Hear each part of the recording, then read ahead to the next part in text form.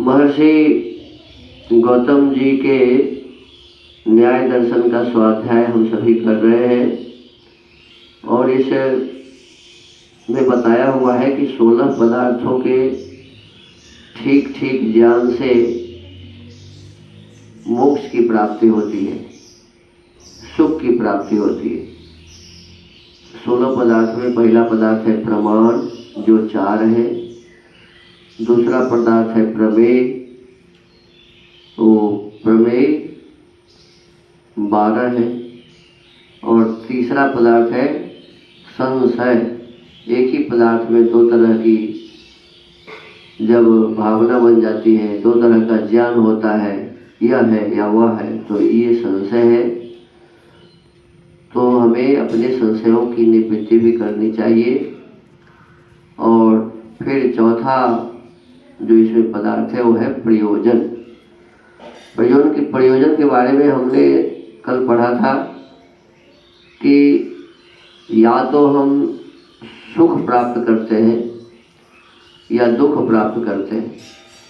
तो सुख प्राप्त करने की इच्छा होती है और दुख को छोड़ने की इच्छा होती है, दुख से अलग रहने की इच्छा होती है।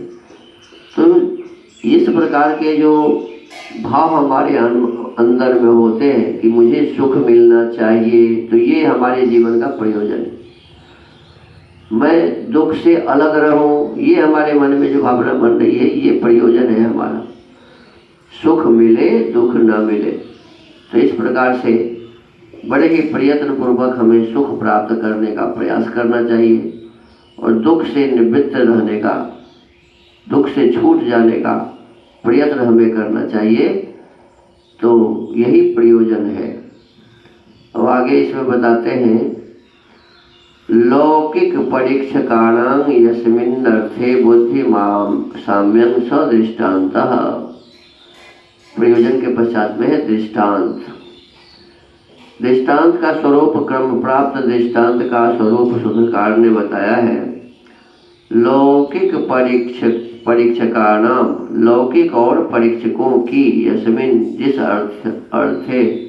अर्थ में, विषय में, बुद्धि साम्यम, बुद्धि जानकारी समान है, सह वह अर्थ दृष्टांत दृष्टांत होता है। सूत्र के लौकिक पद से समाज का साधारण जन विवक्षित है।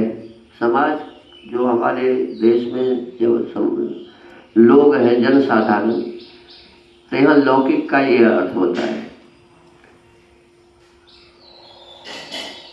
समाज का साधारण जन विवक्षित है, जिसने स्वभावतः अथवा शिक्षा आदि के द्वारा ज्ञानातिशय प्राप्त नहीं किया, वे जन परीक्षक कहे जाते हैं। जन साधारण हो गए, ये हो गए लौकिक।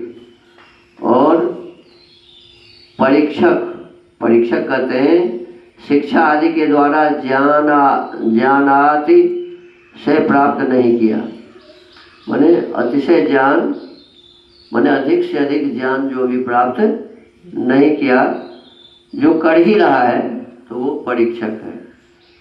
वे जन परीक्षक कहे जाते हैं जिन्होंने दोनों प्रकार ज्ञानातिशय को प्राप्त किया है, जो प्रमाण और तर्क आदि के द्वारा किसी विषय की परीक्षा करने में समर्थ होते हैं।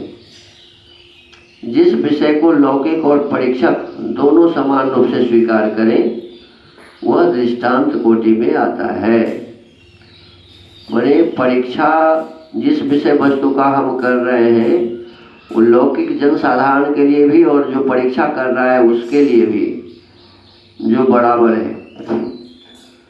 तो किसी विषय की परीक्षा करने में समर्थ होते हैं, जिस विषय को लौकिक और परीक्षक दोनों समान रूप से स्वीकार करे, वह दृष्टांत कोटि में आता है। तात्पर्य है ऐसे विषय का उपयोग आगे वर्णित अवयवों में उदाहरण रूप में किया जाता है। सूत्र के लौकिक परीक्षक पद पद 2 विभिन्न आधारों का संकेत करते हैं। इससे पारस्परिक चर्चा व कथा प्रसंगों में वाद प्रतिवाद रूप से उपस्थित 2 पक्षों का निर्देश अभिव्यक्त होता है। इसके अनुसार चर्चा प्रसंगों में वादी और प्रतिवादी दोनों जिस अर्थ को समान रूप से स्वीकार करें वही दृष्टांत उदाहरण रूप में से पंचावयव वाक्य में प्रस्तुत किया जाता है। दृष्टांत के दो प्रकार हैं, साधर्म्य और वैधर्म। ऐसे दृष्टांत के साथ विरोध होने पर प्रतिपक्ष का निषेध खंडन और दृष्टांत की अनुकूलता होने पर अपने पक्ष का स्थापन मंडन होता है। स्वयं दृष्टांत पद से यह भावना विभक्त होती है, यह दृष्ट और अंत दो पदों के समवाय है। पहले का अर्थ है ज्ञात, दृष्ट मतलब माने जानना, और दूसरे का है अंत का है ऐसा होने का निश्चय, उसकी पूर्णता। इत्यम भाव व्यवस्था किसी ज्ञात अर्थ का पक्ष प्रतिपक्ष दोनों के द्वारा उसी रूप में अर्थात समान रूप में स्वीकार करना दृष्टांत है। अवयवों में दृष्टांत का स्थान अत्यंत महत्वपूर्ण है। अब विशेष रूप से यह है कि जब कोई आदमी किसी से बातचीत करता है तो एक पक्ष वाला होता है, उसको कहते हैं वादी, और फिर उसके विपक्ष वाला होता है, उसको कहते हैं प्रतिवादी। तो यदि किसी चीज का निर्णय करना है तो वादी और प्रतिवादी, पक्ष और विपक्ष दोनों को उसको मानना पड़ता है। जैसे कानून है, अपने देश का कानून है, तो एक आदमी जो केस करता है या एक जो जिस पर केस किया जाता है, तो ये वादी प्रतिवादी है, तो इन दोनों को विश्वास किस पर करना पड़ेगा? देश का जो कानून है उस कानून पर। जज यही तो करता है कि आपने कहा मैं इसे ठीक नहीं मानूंगा, आपने कहा इसे ठीक नहीं मानूंगा, आपकी बातें जो कानून के अनुसार होगा वो मैं मानूंगा, वही रिजल्ट होगा। तो यही है, इसी को कहते हैं दृष्टांत। किसी विषय वस्तु का निर्णय करने के लिए जो वस्तु सामने आता है, जिसके आधार पर वो फैसला किया जाता है, जिसके आधार पर वो दोनों एक मत हो जाते हैं, वही है दृष्टांत, जिसके आधार पर दोनों बातें समझ सकता है। तो अवयवों में दृष्टांत का स्थान अत्यंत महत्वपूर्ण बताया है। आज के इस स्वाध्याय के क्रम को यहीं विराम देते हैं। ओम